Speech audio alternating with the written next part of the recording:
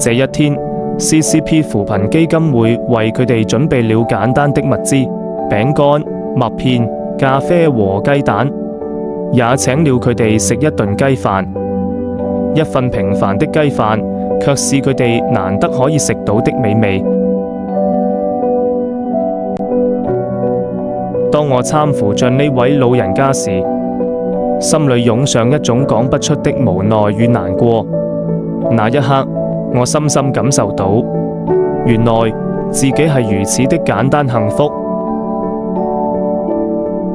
至今，仍有部分老人長期居住在醫院的舊式病房裏，病房係佢哋的家，也係佢哋人生最後的歸處。只係希望在佢哋人生的最後一段路上，俾佢哋知道，佢哋冇被遺忘。